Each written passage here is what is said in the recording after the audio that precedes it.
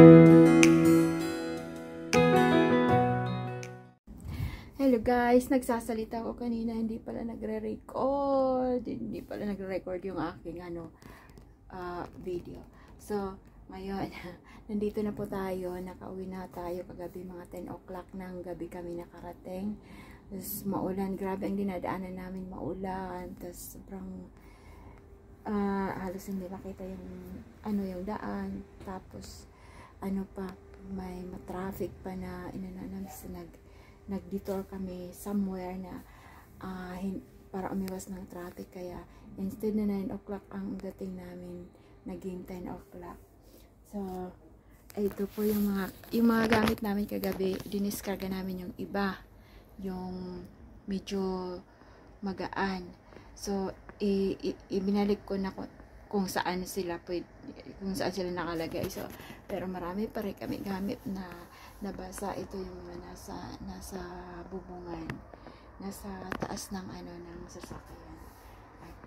Ito siya, hindi naman pero medyo basa pa rin kasi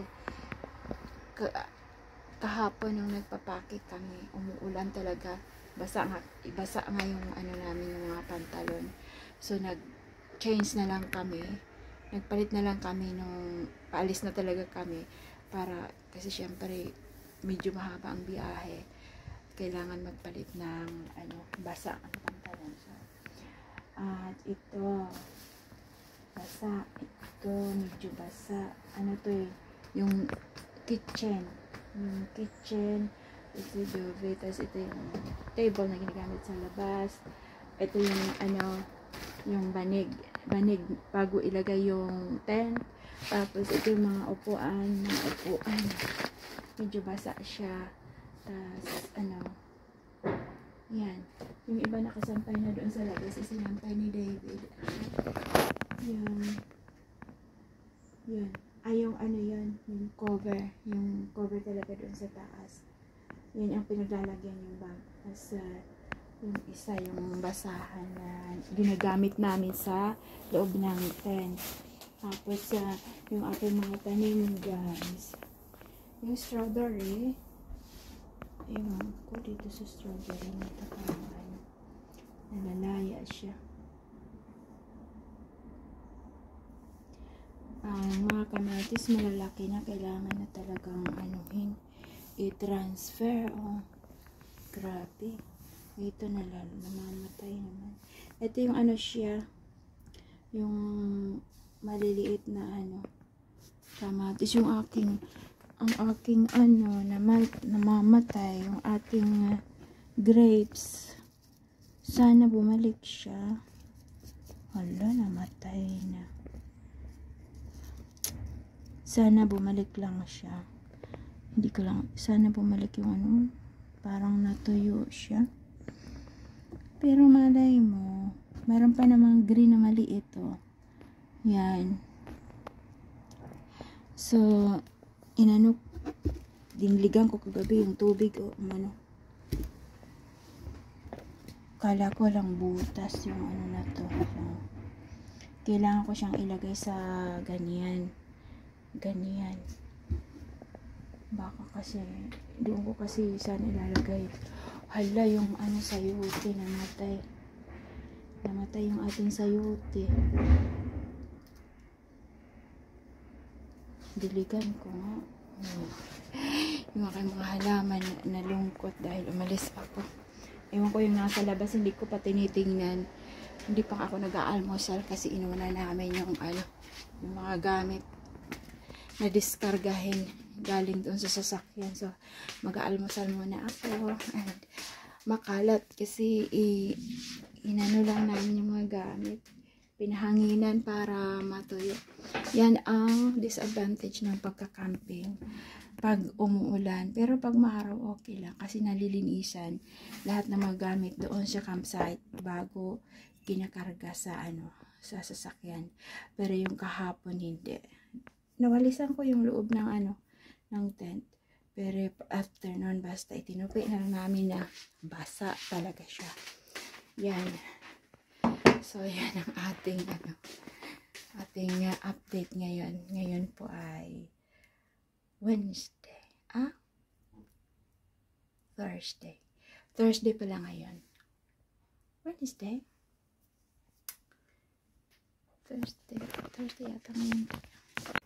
Hi guys! Ayan na yung tent itinayo na namin sa garden. Yan. Yung buong garden. Nasakop yung buong garden. Malaki kasi yung tent or maliit lang yung garden namin yan.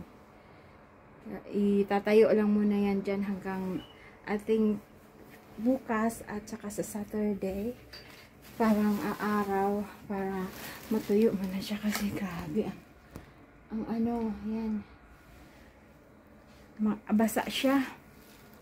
So, lahat ng mga ano, ng mga nabasa, kailangan tuyuin.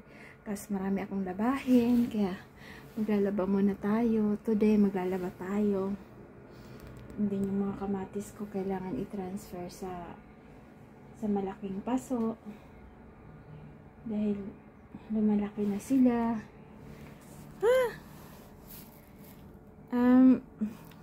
Medyo nakakapagod pero ano, it's worth it. Nakakapagod mag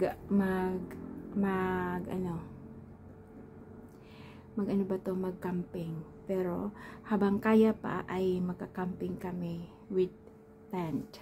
Siguro pag hindi na kaya baka magre-rent ng caravan. Mahal ang caravan. Ano ba yung sabi ni David?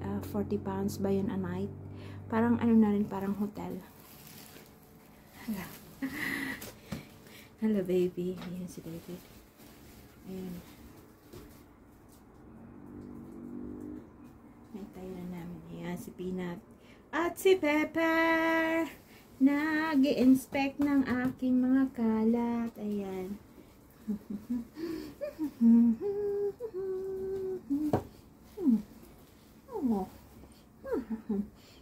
Where's David? Kuhan si David. Kuhan si David. Alam niya. Kuhan si David. Go. Ang aking sayote namatay. Parang ano, namatay siya siguro kasi sobrang mainit 3 days, sobrang mainit. So, yan. Kasi umalis din yung aking friend, kaya hindi kaagad siya na anuhan, na tubigan. Tapos yung ating strawberry parang mamamatay siya. I don't know. Yung aking yung grapes ko. Oh, namamatay. Sana mabuhay siya. Parang tuyo na kasi itong mga stem dito. Sana yung maliit na green ay mabuhay siya.